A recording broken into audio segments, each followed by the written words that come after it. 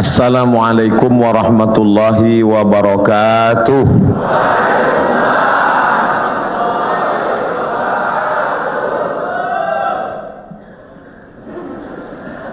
Begitu kalau tentara menjawab. Alhamdulillah wassalatu wassalamu ala Rasulillah wa ala alihi wa sahbihi wa man da'a bi da'watihi wastanna bi sunnatihi ila yaumi liqa'i rabbih. Rabbi shrah li sadri wa yassir li amri wahlul 'uqdatam min lisani yafqahu qawli.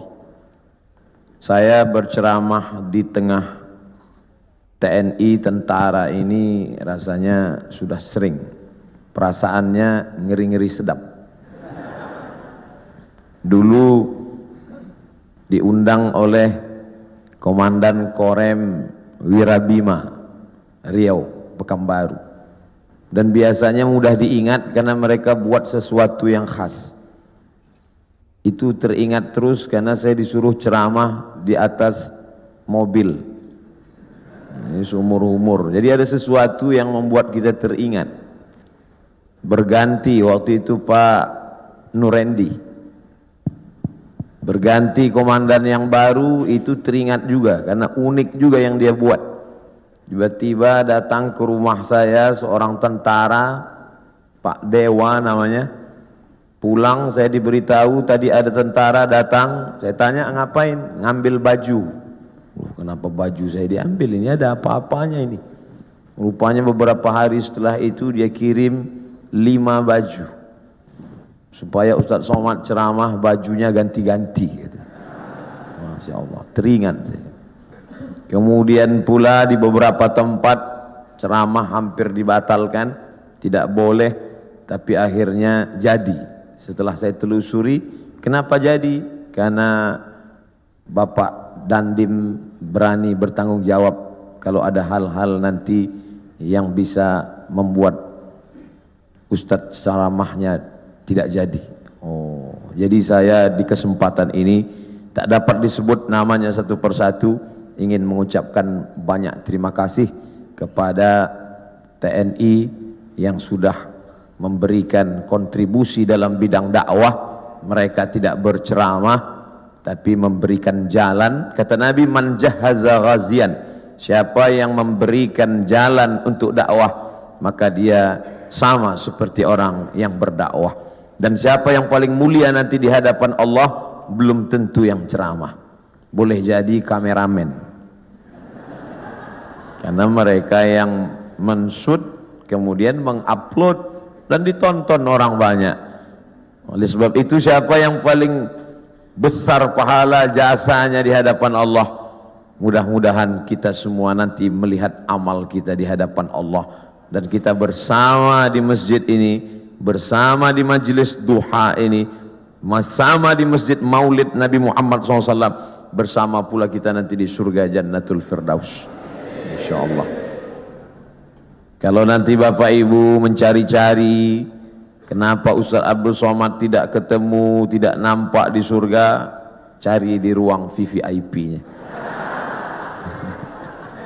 Kenapa Ustaz tiba-tiba ingat VVIP? Mengingat saudara-saudara yang di atas. Mereka ini ruang VVIP.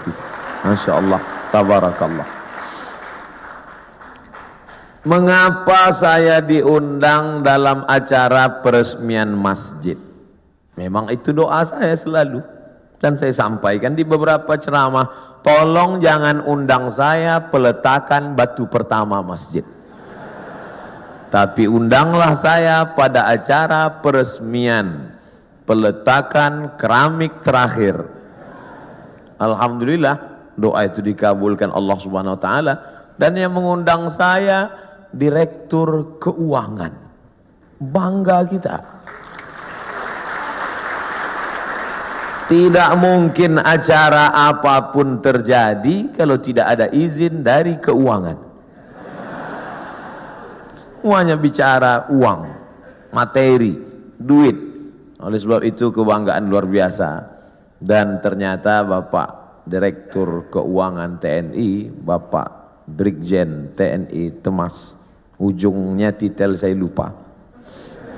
Beliau tidak melupakan pendahulu beliau disebutkan yang ke-17, ke-18, ke-19, ke-20. Ini yang sekarang terjadi krisis di tengah masyarakat kita, melupakan orang masa lalu. Siapa yang melupakan sejarah, maka dia sudah kehilangan pondasi, rapuh. Ini bangunan tegak berdiri karena ada pondasi. Abu Bakar Siddiq tidak mau naik ke atas mimbar di lantai 3. Mimbar Nabi itu lantainya 3, 1, 2, 3. Abu Bakar kalau khutbah di lantai 2 saja, di tangga nomor 2. Ketika ditanya kenapa tidak mau, karena yang tegak di tempat 3 ini Nabi Muhammad sallallahu alaihi wasallam. Ketika Abu Bakar meninggal, naik Umar tidak mau di lantai tangga nomor 2, dia tegak di nomor 1. Di bawah. Ketika ditanya kenapa? Karena yang layak di sini hanya Abu Bakar, yang di sini adalah Nabi. Mereka dulu begitu, orang sekarang enggak. Malah dia ganti itu tangga semua, ganti yang baru. Tidak menghormati orang masa lalu. Apa itu pendahulu itu, enggak buat apa-apa kata dia. Tapi hari ini saya sedang diajarkan, wahai Abdul Somad, hormati pendahulu, hormati orang masa lalu. Kalau bahasa Bung Karno-nya, jas merah. Jangan sekali-sekali melupakan sejarah. Walaupun TNI jasnya hijau. Oleh sebab itu maka kadang ada nasihat itu sesuatu yang diutarakan dengan lisan, lidah, kata-kata. Tapi ada perbuatan, action. Dalam pepatah Arab dikatakan lisanul hal afsah min lisanil maqal. Action, perbuatan jauh lebih berkesan daripada ucapan.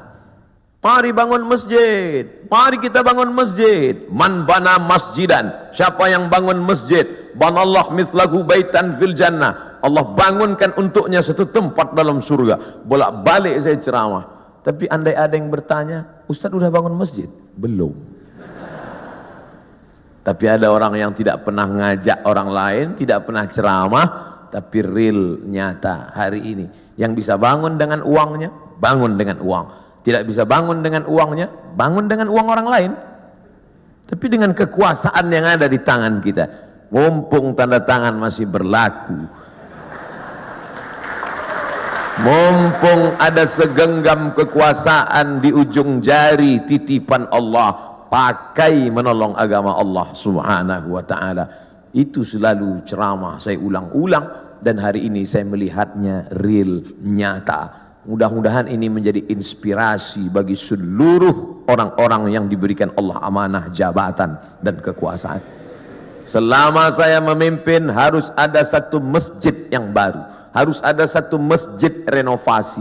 Kadang saya pergi ke salah satu kantor-kantor tempat ceramah, megah, besar, hebat, acara convention hall. Ketika nanya, Pak mohon izin mau sholat ke masjid, kecil, karpet pun bau kepinding. Tapi di masjid, direktur keuangan, Masya Allah, megah, mewah, memandang ke atas, rasa-rasa dekat ke langit, doa terkabul. Lampunya indah. Kadang di beberapa masjid saya hilang konsentrasi, kehilangan bahan. Kenapa? Semua ibu-ibu berkipas. Hari ini tak ada. Adem, ayam, AC. Masya Allah, lihat. Itu sengaja di pintu AC itu dipasang ada tirai supaya menunjukkan dia hidup. Dipasang, hidup. Di beberapa masjid ceramah juga saya banyak AC, tapi nggak hidup. Ini hidup. Karpetnya luar biasa. Kemarin saya ceramah di salah satu provinsi, karpet tebal. Tapi sebelum naik ke atas, jamaah bisik, DKM, Dewan Kemakmuran Masjid. Ustaz, bagus nggak karpetnya? Bagus, saya bilang. Tolong nanti penggalangan dana, masih hutang Ustaz. Tapi masjid kita tidak. Masya Allah, tabarakallah. Man bana masjidan, siapa yang bangun masjid, banallah mithlahu baitan fil jannah. Orang Islam mesti kaya. Karena syarat booking tempat di surga, bangun masjid. Jadi yang nggak bangun masjid Pak Ustadz, yang nggak punya jabatan, yang nggak punya harta, ya siap-siaplah di emperan kaki 5. Jangan sedih, Karena pintu kebaikan bukan cuma hanya bangun masjid, ada pintu yang lain. Man shalla isnatai asyarata raka'ah, siapa yang salat 12 rakaat fil yaumi wal lailah, sehari semalam, bunya lahu bihinna baitun fil jannah, dibangunkan juga satu tempat di surga. Artinya apa? Yang bisa bangun masjid dengan materi, uang, kaya, kekuasaan, silakan. Yang nggak bisa, makmurkan masjid dengan solat sunat 12 rakaat. 2 rakaat sebelum subuh, 2 rakaat setelah zuhur, 4 rakaat sebelum zuhur, 2 rakaat setelah maghrib, 2 rakaat setelah isya. 12 rakaat. 2 rakaat sebelum subuh, 4 rakaat sebelum zuhur, 2 rakaat setelah zuhur, 2 rakaat setelah maghrib, 2 rakaat setelah isya. Salat sunat, simple, booking tempat. Bangun masjid sudah, salat sunatnya juga lancar, mantap. Sudahlah nggak bangun masjid, salat sunat pun nggak. Mau tinggal di mana? Masya Allah, tabarakallah. Hari ini kita sedang ditunjukkan bahwa segenggam kekuasaan bisa dipakai untuk menolong agama Allah subhanahu wa ta'ala. Ustaz Samad, ajarkan kami, ceritakan kami tentang Nabi Muhammad supaya kami merasakan bagaimana dekatnya dengan Nabi. Bapak-bapak TNI, tidak perlu saya ceritakan bagaimana kehidupan Nabi, karena yang paling bisa merasakan rasanya, gimana kira-kira perasaan Nabi saat itu adalah bapak-bapak tentara. Kenapa begitu? Karena Nabi itu kehidupannya sebagai panglima perang, panglima tentara. Nabi jadi Nabi mendapat wahyu umur 40. Berdakwah di kota Makkah 13 tahun. 40 tambah 13, 53. Memimpin perang terbesar bernama Perang Uhud di tahun kedua. 40 tambah 13, 53. Tambah 2, 55. Nabi di usia 55 tahun, perang Badar, naik kuda dari Madinah ke Badar, lokasi perang 150 km, naik kuda. Tolong cari ustadz umat Nabi Muhammad yang umur 55 tahun naik kuda 150 km. Yang bisa melakukan itu hanya tentara, yang bisa merasakan sport, yang bisa merasakan naik kuda. 1 jam naik kuda sama dengan 1000 kali push up. Jadi kalau 150 km ditempuh Nabi usia 55, berarti 3000 kali push up. Siapa yang bisa melakukan itu? Saya nggak bisa. Saya ceramahnya aja mungkin bisa ikut Nabi, khutbahnya mungkin, tapi untuk melakukan seperti yang dilakukan Nabi Muhammad SAW, orang yang amat sangat sehat.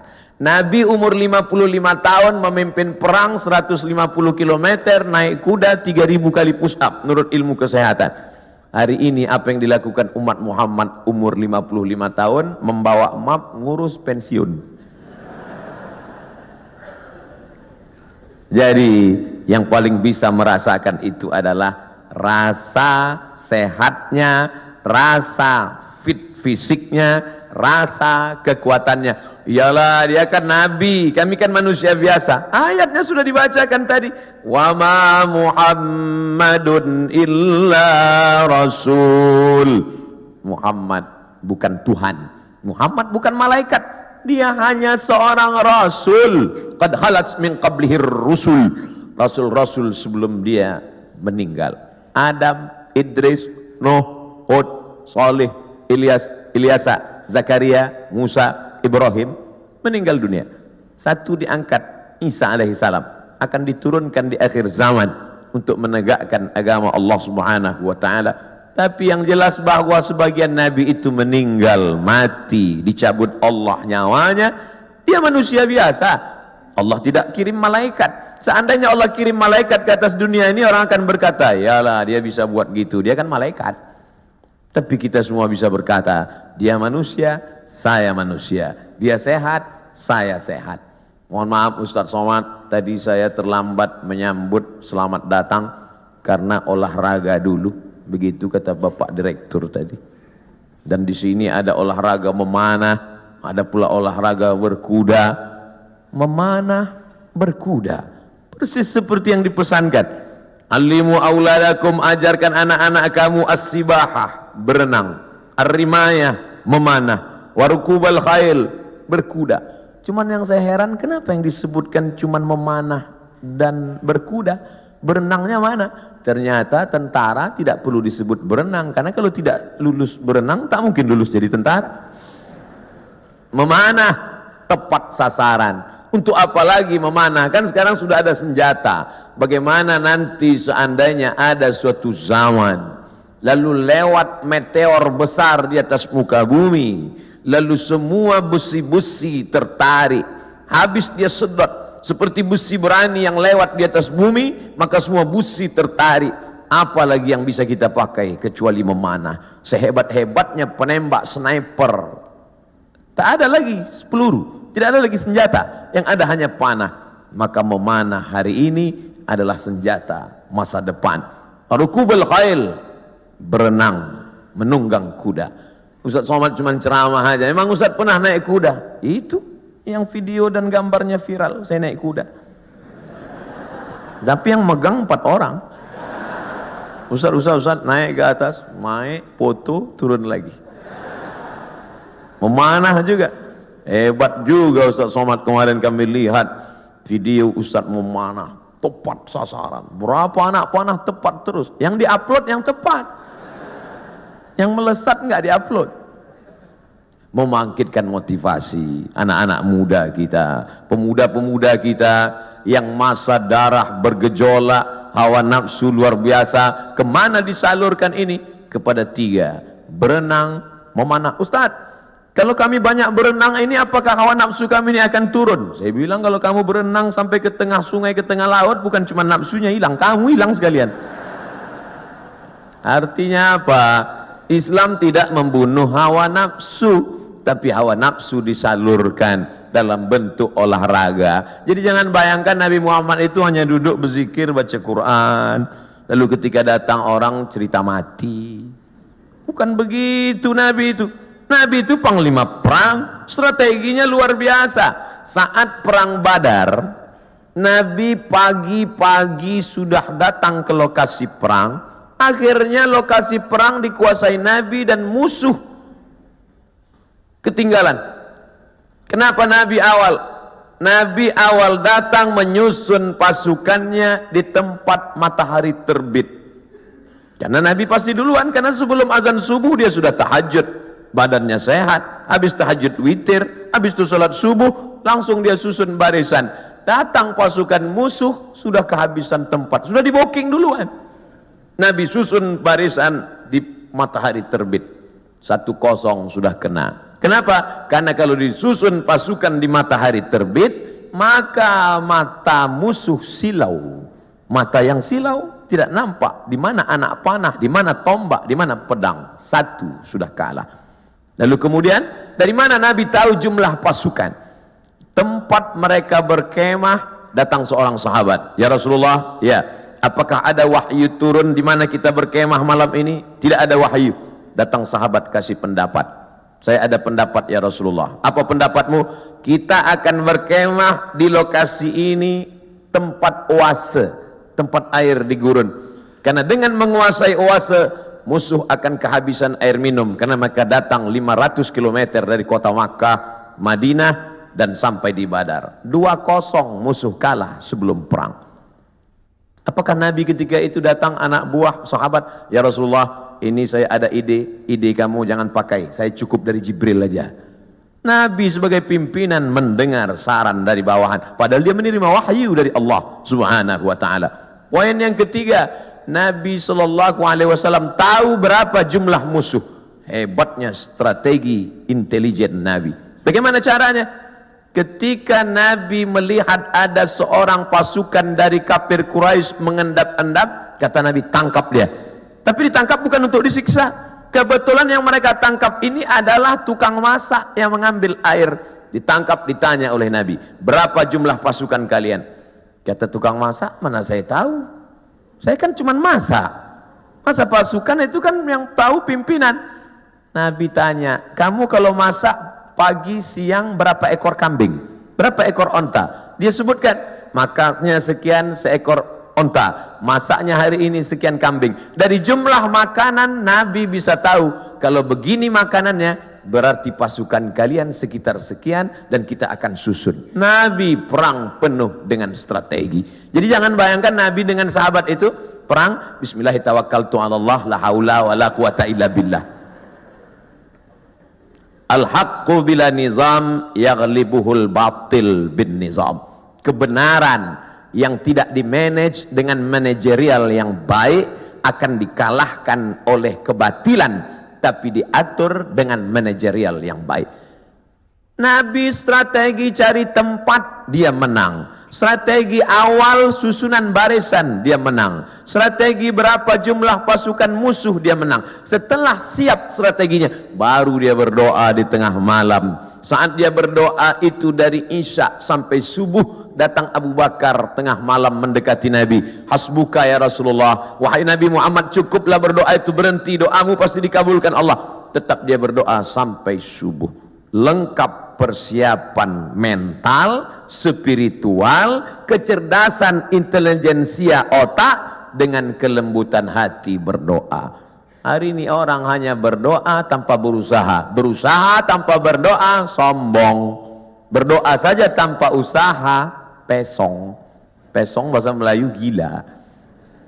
Kesiapan inilah yang agaknya dimatangkan. Alhamdulillah hadir juga bersama kita Bapak Direktur Bintal, hadir bersama kita. Bimbingan mental, spiritual ini harus terus dijaga. Ustaz Abdul Somad, di keuangan ini harus terus mentalnya dijaga.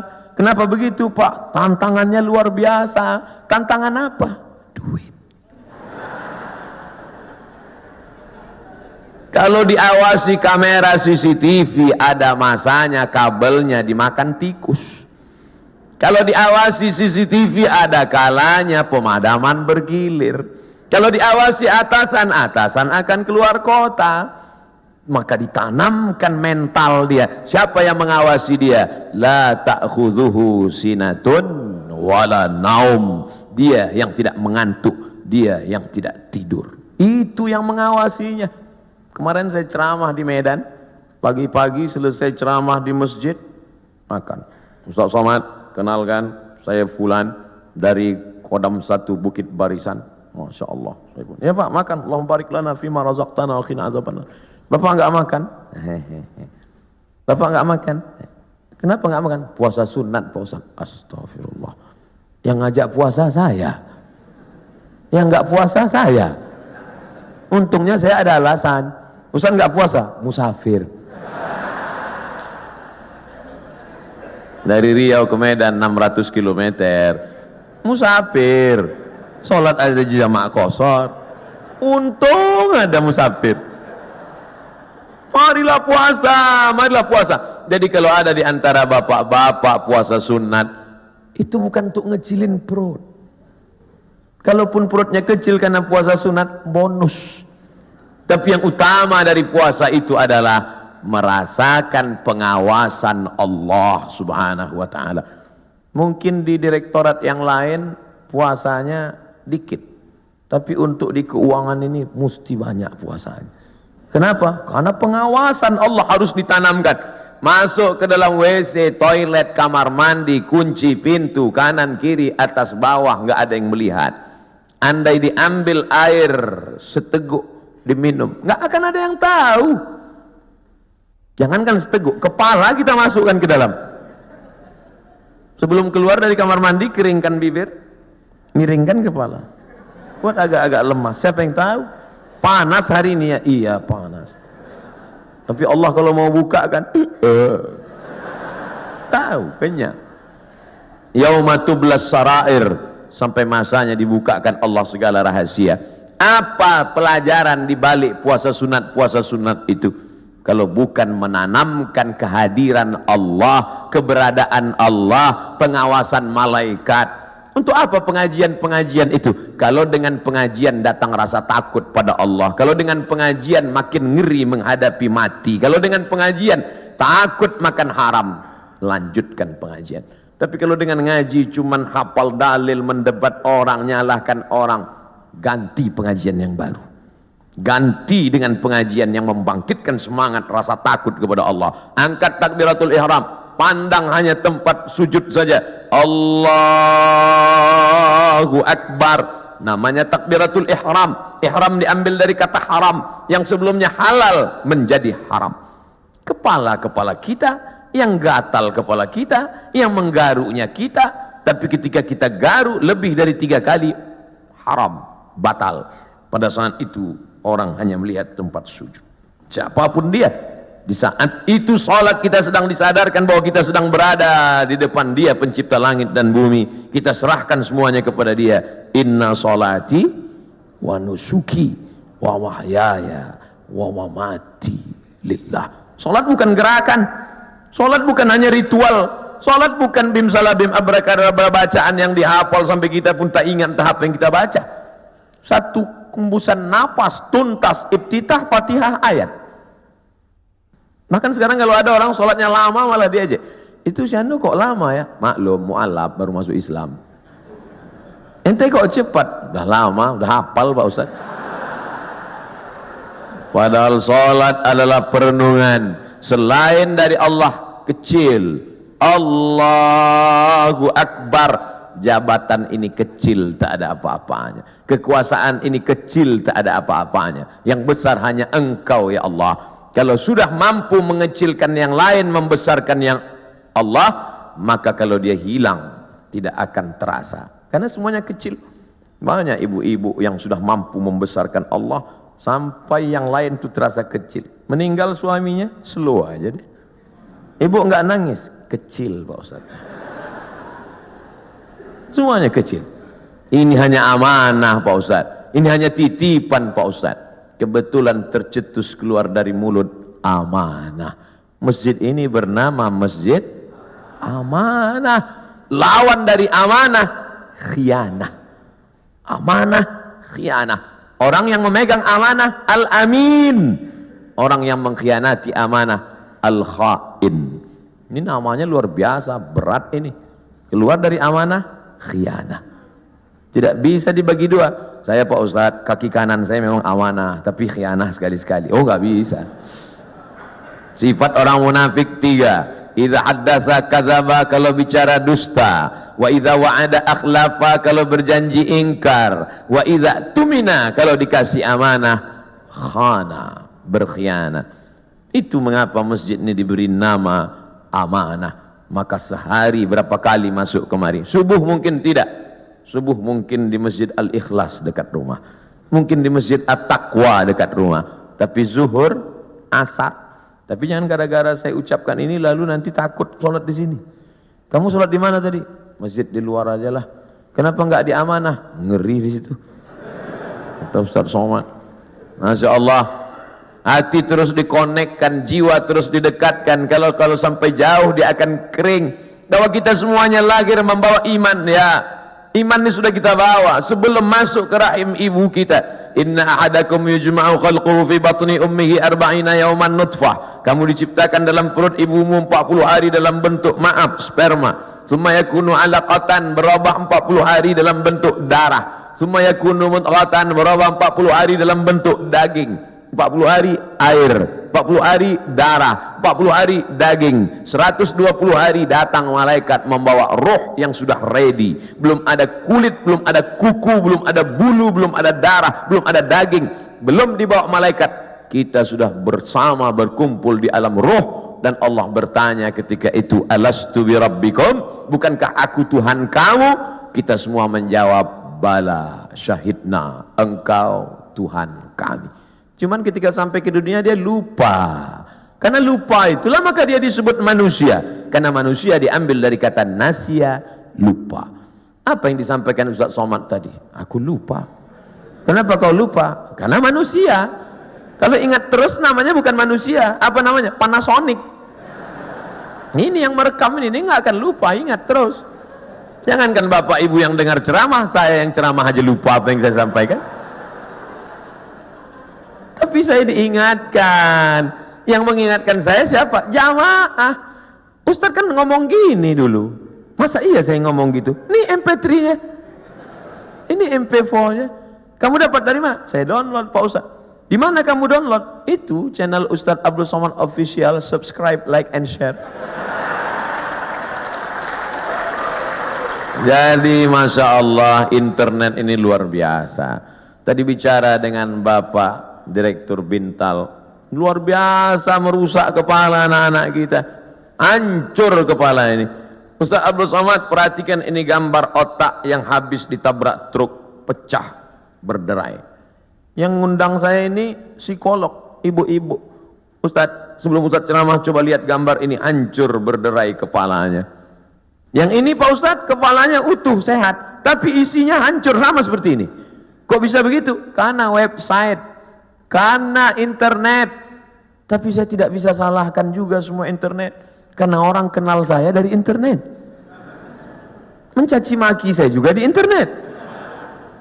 Oleh sebab itu maka pisau internet bermata dua, satu ke atas, satu ke bawah. Dipotongkan ke ayam, bagus. Dipotongkan ke bebek, oke. Dipotongkan ke sapi, bisa jadi hewan kurban.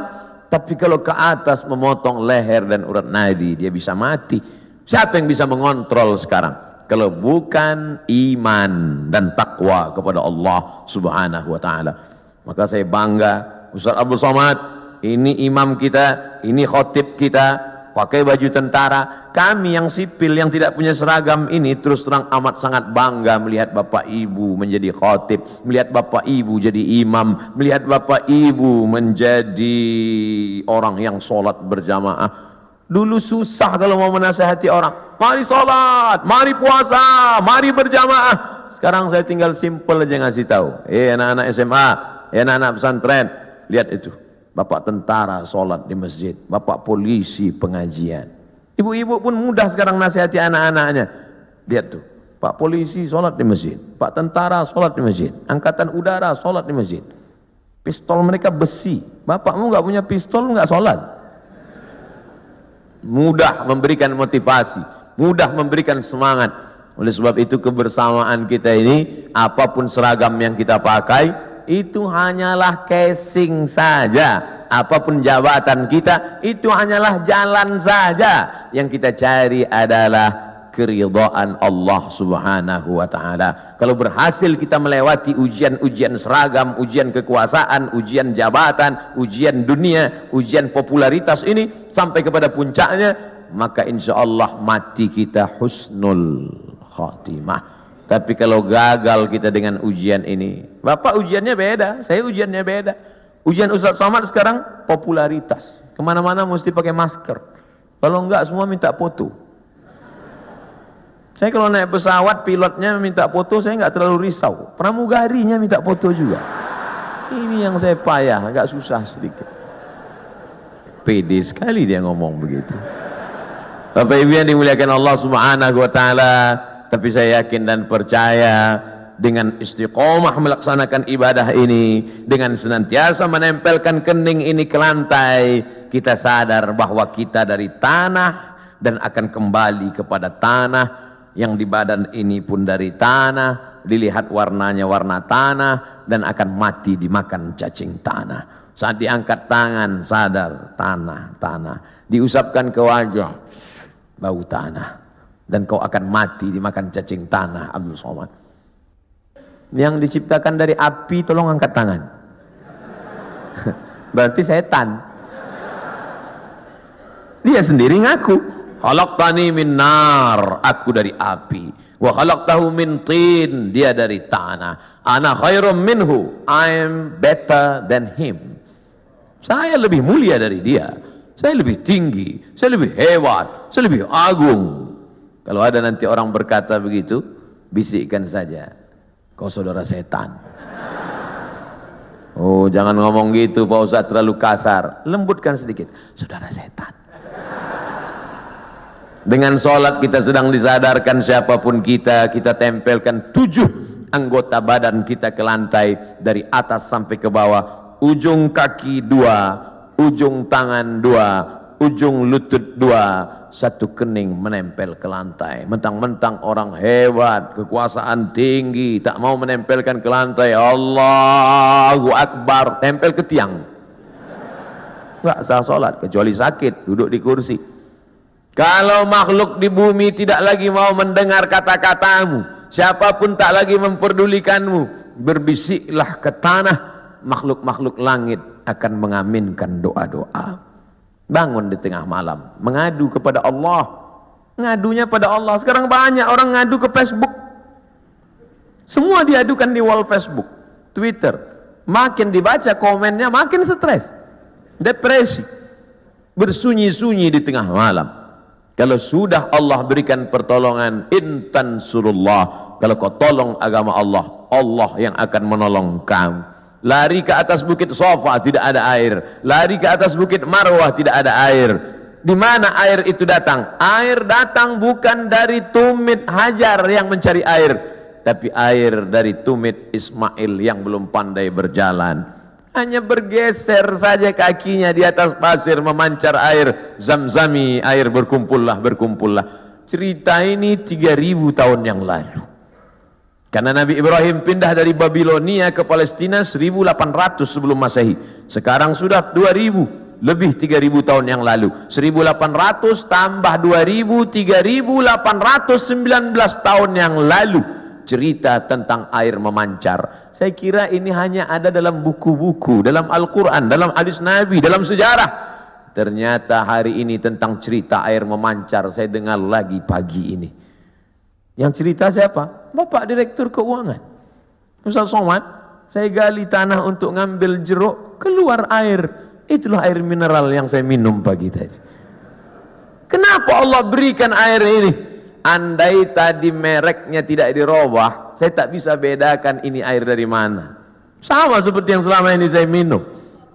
Dari mana air ini datang? Dari Allah. Untuk apa? Ternyata persiapan pembiayaan pondok tahfiz Al-Quran yang sudah dibina dari sekarang. Datang rasa malu saya dalam hati. Saya selama ini cuma ceramah saja. Siapa yang membantu pondok tahfiz Quran? Siapa yang membuka pendidikan Al-Quran? Siapa yang menolong anak yatim untuk sekolah bantu Quran? Itu yang akan menolong di hadapan Allah. Makanan yang kau makan akan busuk, pakaian yang kau pakai akan lapuk, yang kau sedekahkan itu yang akan menolong di hadapan Allah. Andai ada yang bertanya, berapa anak tahfiz Quran yang Ustadz tolong? Yang tanya-tanya. Ternyata Bapak sudah buat duluan. Ini pondok tahfiznya, pembiayaannya dari mana? Allah yang memberikan. Makin kuat keyakinan saya. Lama-lama saya bingung. Saya datang kemari ini ceramah atau belajar? Ternyata ada ilmu yang ditulis di atas kertas, tapi ada ilmu yang datang dari Allah langsung real nyata. Intan surullah, kalau kau tolong agama Allah yang surkum, Allah akan menolong kamu. Ayat itu dari kecil saya sudah hafal. Ayat itu saya pelajari di Al-Azhar Mesir. Tapi kalau ditanya mana buktinya nyata, itu Allah menolong Nabi Muhammad. Apa kata? Itu kan Nabi. Mana real yang nyata sekarang? Hari ini saya mendengarkan ceritanya, kisahnya. Hari ini saya nampak real dengan nyata. Kalau kau tolong anak yatim, kau tolong pondok tahfiz Quran, kau tolong orang menghafal Quran, Allah akan menolong engkau. Sumber air mineral yang lulus lembaga badan pengawasan obat dan makanan menyatakan air ini layak. Siapa yang memberikan? Innama amruhu idza arada syai'an ayaqula lahu kun fayakun. Ternyata tolonglah agama Allah ini. Jangan pernah takut dan jangan pernah cemas. Kadang-kadang kalau terlalu banyak orang menakut-nakuti kita, kita jadi takut juga. Kita sudah berani, tapi karena ditakut-takuti orang, kita pun jadi takut juga. Ini Ustaz cerita tentang siapa? Tentang saya. Saking banyaknya yang membuli kita, kita jadi cemas juga lama-lama. Tapi rupanya semakin banyak cerita kita dengar tentang turunnya pertolongan Allah. Ala inna nasrallahi qarib. Yakinlah pertolongan Allah itu dekat. Jangan pernah takut dengan akhir masa pensiun, nanti saya akan makan apa, nanti saya... Berapa banyak orang berpikir nanti pensiun makan apa, malaikat maut datang malah sebelum pensiun. Malaikat maut tidak pernah datang melihat akte kelahiran. Berapa banyak orang sehat mati mendadak, yang divonis mati, enggak mati-mati. Saya berapa kali ketemu ceramah dalam pengurus masjid Ustaz Somad. Nanti habis ceramah kita makan ya, oke. Bedanya kalau di masjid lain setelah ceramah baru makan. di kantor keuangan TNI sebelum ceramah udah makan duluan. Tabarakallah. Ketika selesai makan, kata Pak Ketua Dewan Kemakmuran Masjid, Ustaz Somad, saya ini sudah diponis, kata dokter, kena jantung koroner, harus dibelah urat kaki naik ke atas. Terus saya takut Pak Ustaz ngelihat ayam potong dibelah.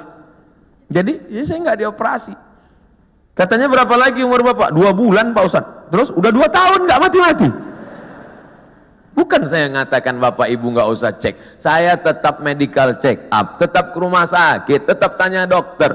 Termasuk kurusnya saya ini pun saya sudah konsultasikan ke dokter. Apakah saya ini sakit Pak Dokter? Kata dokter di Batam, Ustadz Somad, Ustadz kalau mau lebih berwibawa tambah beratnya dikit. Gimana Pak Dokter? Minum susu kental manis 3 kali sehari. Pagi segelas, siang segelas, malam segelas. Sebulan akan naik sekian kilo. Oke Pak, sebulan saya minum timbang tetap. Saya tanya, Pak Dokter, sudah saya minum kok nggak nambah? Kata dia, Ustadz terima aja, berarti sudah takdir Allah Subhanahu Wa Taala. Yang penting saya sehat. Itu. Ini saya ceritakan supaya Bapak Ibu tidak terlalu memaksakan diet ingin seperti saya. Kenapa gemuk? Yang penting sehat. Ibu, bapak, yang penting sehat, beribadah. Apapun judulnya, hidup ini adalah ibadah. Karena tujuan Allah menciptakan kita, wa ma khalaqtul jinna wal insa illa liya'budun, ibadah. Cuman kekeliruan kita memahami ibadah terlalu sempit.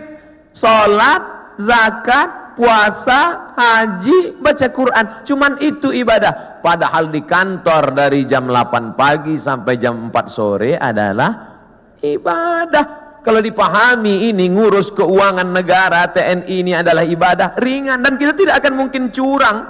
Sebagaimana kita jujur dalam sholat, sebagaimana kita jujur saat di Masjidil Haram, begitulah kita jujur di kantor kita, karena pekerjaan kita adalah ibadah. Tapi jangan dibalik. Nanti pas azan zuhur, Allahu Akbar, Allahu Akbar, tetap buat laporan. Loh, ente nggak ke masjid amanah? Ibadah. Nah, ini harus diluruskan juga. Ada ibadah mahdhah yang pure original, memang ibadah, ada rukunnya, ada syaratnya, ada wajibnya, ada sunatnya, memang ibadah. Sholat, puasa, itu ibadah. Tapi ada aktivitas sehari-hari bernilai ibadah. Ustadz, Allah itu nggak adil loh Pak Ustadz. Loh, kamu bilang Allah nggak adil, bisa kafir, bisa murtad. Masa laki-laki enak bisa puasa sunat, laki-laki bisa zikir, laki-laki bisa baca Quran. Kami Pak Ustadz 9 bulan 10 hari nggak bisa ibadah. Ibu, hamil itu pun ibadah. Hamil itu ibadah, karena akan melahirkan anak-anak yang soleh. Sejak itu alhamdulillah ibu-ibu sudah punya jawaban. Kalau ada atasannya nanya, kamu ini sebentar-bentar cuti hamil, sebentar cuti hamil, apa ini? Ibadah Pak. Malah anak itu adalah ibadah yang tidak akan putus. Kalau ada di antara bapak yang rajin sholat duha, meninggal dunia, putus. Yang rajin baca Quran, meninggal dunia, putus. Tapi ada ibadah yang tidak putus. Waladun solehun, anak yang soleh. Apa tidak bangga Abdul Somad pagi ini? Anak tentara, hafal Quran, sekolah di Yordania, ngomong dengan Ustaz Somad bahasa Arab. Untung saya masih ingat bahasa Arab. Saya sudah pulang dari Arab 2006, 4 tahun di Mesir, 2 tahun di Maroko, S3 di Sudan. Nah, saya cerita ini untuk ngasih tahu bahwa saya bukan Ustadz kaleng-kaleng, itu aja.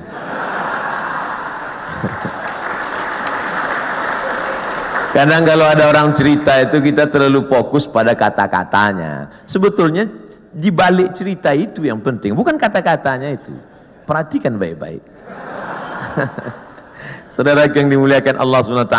Tapi kadang perempuan yang diingatnya bukan substansi maknanya, tapi katanya itu yang dia ingat. Makanya banyak perempuan terbuai oleh kata laki-laki, karena banyak laki-laki yang pandai menjual kata.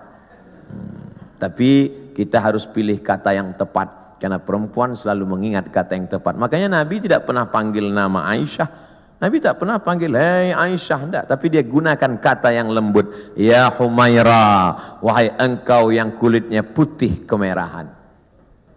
Karena perempuan akan mengingat kata pujian itu, ya Humaira. Tentara yang tegas, tapi ketika bertemu dengan ibu-ibu Persit, Kartika Chandra Kirana, maka kalimat dia tidak kalimat perang. Tidak mungkin dia pakai siap katanya, tidak. Tapi dia pakai kata-kata yang lembut. Nabi Muhammad panglima perang, Nabi Muhammad tentara, tapi kepada perempuan apa kata dia kepada Aisyah? Ya Humaira, wahai engkau yang kulitnya putih kemerahan. Ustaz Somad, ya boleh saya panggil istri saya Humaira? Boleh, tapi dia nggak putih, nggak apa-apa. Menyenangkan hatinya, apa salahnya? Ya Humaira, yang terlalu jujur. Ini pulang ke rumah manggil ya Hajar Aswad. Oh, sudah. Ternyata di balik seragam yang tegas itu, di balik tubuh yang berotot itu, ada kata-kata yang lembut, yang memukau, yang luar biasa. Karena di balik laki-laki yang sukses, ada perempuan yang luar biasa. Dan mereka hadir bersama kita pada hari ini. Mudah-mudahan kebersamaan di dunia ini menjadi kebersamaan peran perempuan. Man ala salasa banatin, yang membesarkan 3 orang anak perempuan fa'addabahunna. Kenapa Ustaz udah 2 kali ngelihat jam? Tentara ini disiplin. Makanya saya udah dikasih tahu, Ustaz akan sampai jam sekian, sarapannya sampai jam sekian, foto-foto sampai menit sekian, peresmian jam sekian, ceramah jam sekian. Dan saya memang dari dulu disiplin. Di mana-mana ceramah 60 menit sesuai yang tertulis di botol 600 ml. Nggak pernah lebih, nggak pernah kurang. Tadi saya mulai jam 8.15, akan berakhir jam 9.15. Tapi ternyata ceramah di depan Bapak Ibu hari ini, waktu terasa begitu cepat berlalu.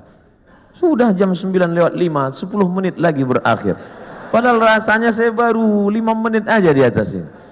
Kata jamaah, Ustaz aja yang merasa cepat, aku udah lama kali udah, kata dia.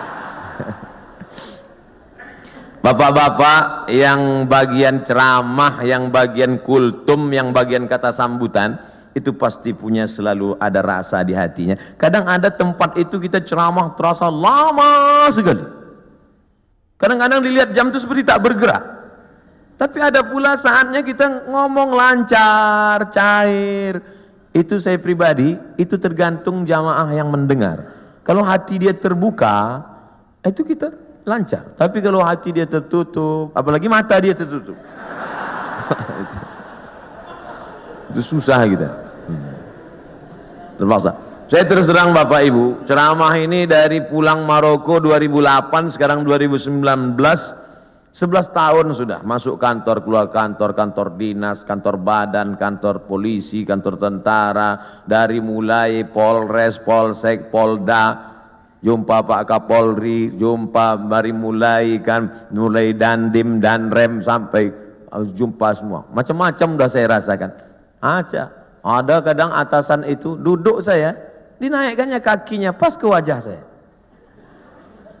Ingat saya yang berkesan gitu, ingat saya. Sampai mati saya nggak mau datang lagi.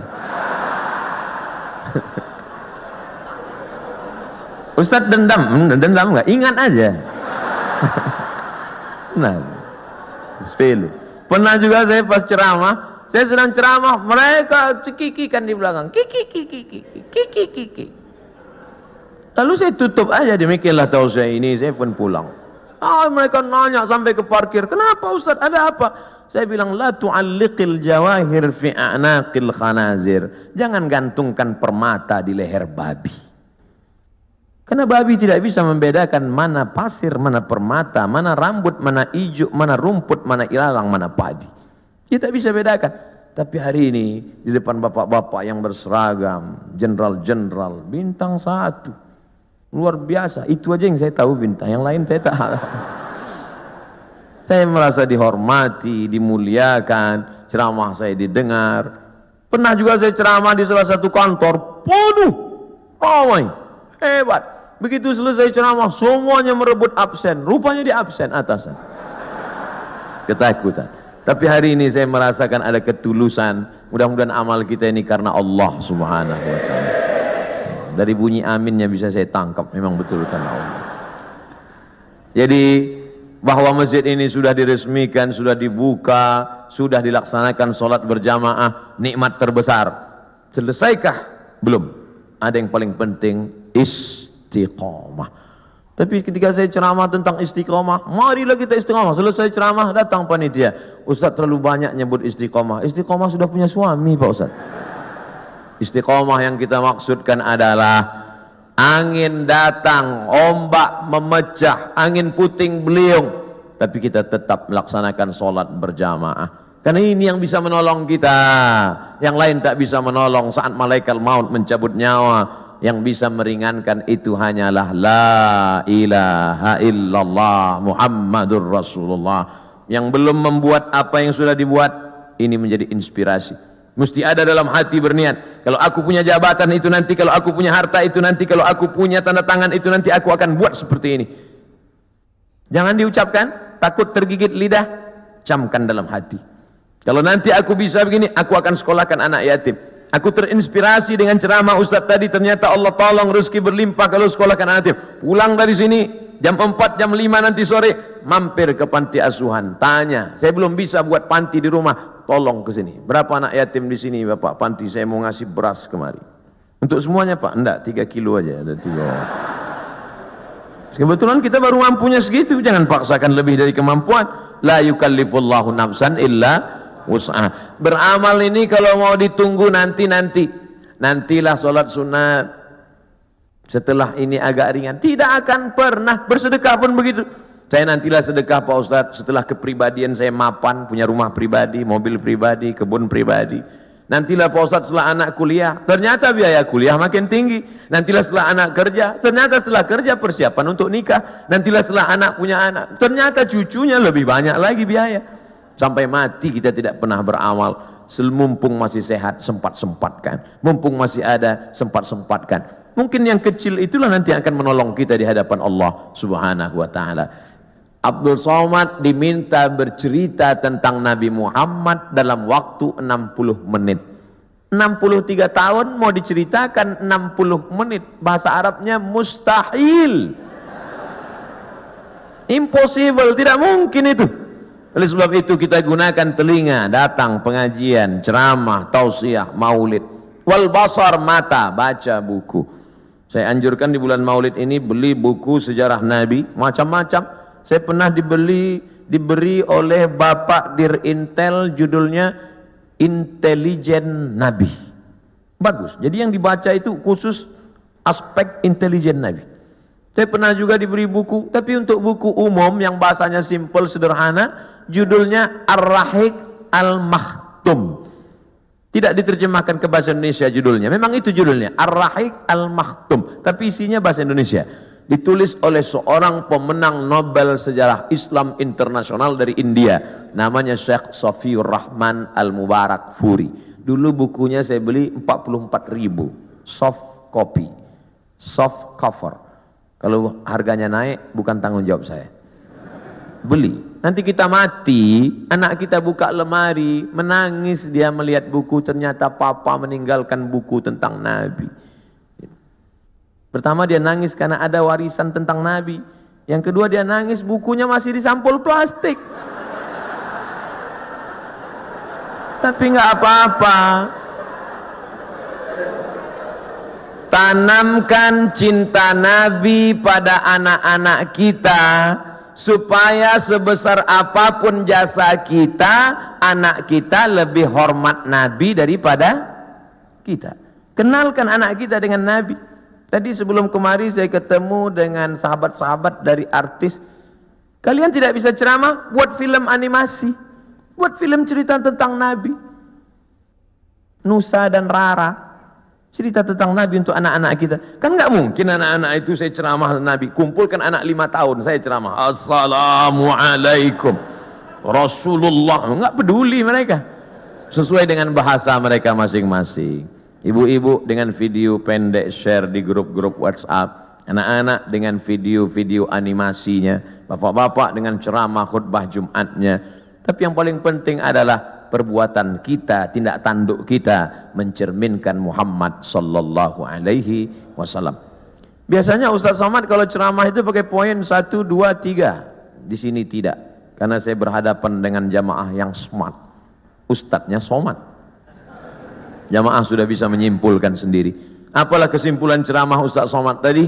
Kesimpulannya adalah hidup adalah ibadah. Maka setiap detak jantung, hembusan nafas, langkah kaki, hayunan tangan, bisikan telinga, kedipan mata, semuanya mesti bernilai ibadah. Kalau bergerak, geraknya adalah zikir. Kalau diam, diamnya adalah fikir. Berzikir dapat pahala, berpikir pun dapat pahala. Makanya kalau ada teman di sebelah dari tadi diam aja, berarti dia sedang berfikir. Sampai meleleh Pak Ustaz. Waktu-waktu kosong diisi dengan Allahumma salli ala sayyidina Muhammad wa ala ali sayyidina Muhammad. Allahumma salli ala sayyidina Muhammad wa ala ali Muhammad. Allahumma salli ala sayyidina Muhammad wa ala Muhammad. Ketika terjadi tsunami, dicarilah makam-makam yang tertimbun. Ada satu makam belum dikebumikan, jasad di balik-balik kayu batu ditemukan jasad seorang tentara masih berbaju seragam. Sudah seminggu jasadnya tidak busuk, utuh. Semua orang heran. Dia bukan ustadz, bukan penghafal Quran, manusia biasa. Apa yang membuat jasadnya tidak busuk, harum semerbak? True story, kisah nyata. Dicari teman-temannya, apa yang membuat? Dia tidak pernah mau membicarakan aib orang lain. Setiap ada orang-orang cerita aib, dia pergi atau diam. Dan selalu berzikir. Allah jaga jasadnya dari cacing tanah. Allah jaga jasadnya dari bakteri, sehingga tidak tercium bau aroma bangkai, karena dia selalu menjaga aib orang lain. Amal kecil, simple, sederhana, yang disangka tidak apa-apa, tapi ternyata besar di hadapan Allah Subhanahu wa ta'ala. Sebelum kita berdoa, saya minta request satu doa. Dimanapun Bapak Ibu berada, doakan Abdul Somad supaya mati husnul khatimah. Jangan sekarang, kita masih ada jadwal banyak lagi. Tapi mati tidak bisa di request. Jangan pernah takut pada mati. Yang perlu kita khawatirkan apa bekal kita bawa menghadap mati, menghadap Allah Subhanahu wa ta'ala. Di akhir majlis, majlis yang dihadiri malaikat, majlis yang dibanggakan Allah, majlis yang diaminkan oleh orang-orang soleh, mari kita berdoa. Mohon ampun banyak silap dan salah. Astaghfirullahalazim, astaghfirullahalazim, astaghfirullahalazim alladzi la ilaha illa huwal hayyul qayyum wa atubu ilaih. Ala hadhihi niyyah, untuk niat yang baik ini. Al-Fatihah. A'udzubillahi minasyaitonir rajim. Bismillahirrahmanirrahim. Alhamdulillahi rabbil alamin. Arrahmanir rahim. Maliki yaumiddin. Iyyaka na'budu wa iyyaka nasta'in. Ihdinas siratal mustaqim. Siratal ladzina an'amta 'alaihim ghairil maghdubi 'alaihim waladdallin. Amin. Allahumma salli ala Sayyidina Muhammad wa ala ali Sayyidina Muhammad. La tada' lana dzamban illa ghafartah. Keluar kami dari majlis ilmu ini dalam keadaan bersih dari silap salah dan dosa. Wala dainan illa qadaitah. Lepaskan kami, tolong kami lepas dari hutang piutang.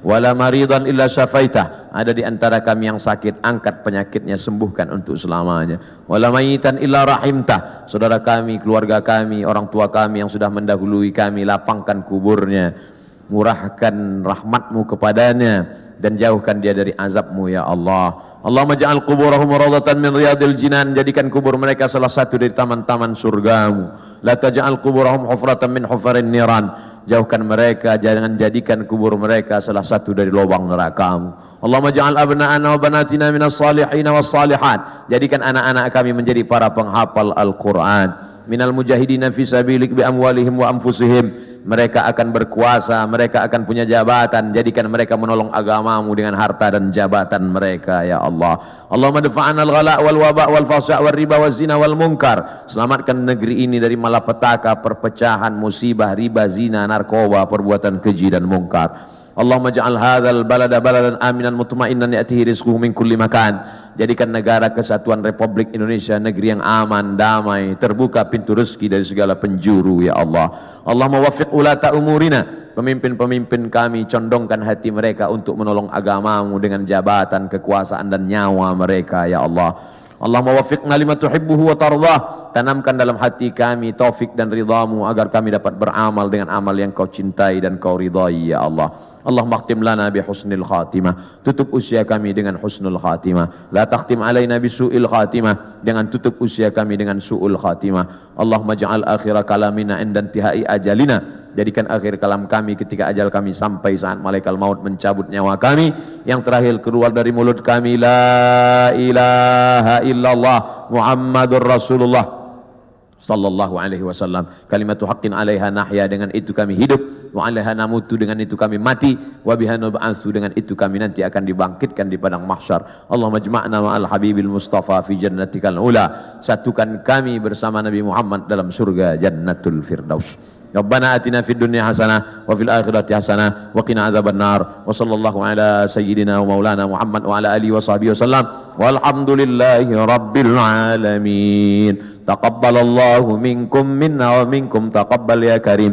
Akhirnya saya ucapkan selamat atas pemakaian kembali Masjid Amanah setelah renovasi. Mudah-mudahan kita senantiasa istiqomah salat berjamaah dan husnul khatimah. Terima kasih segala perhatian. Mohon maaf segala kesilapan dan kekhilafan. Wallahul muwaffiq ila aqwamit thariq. Wassalamualaikum warahmatullahi wabarakatuh.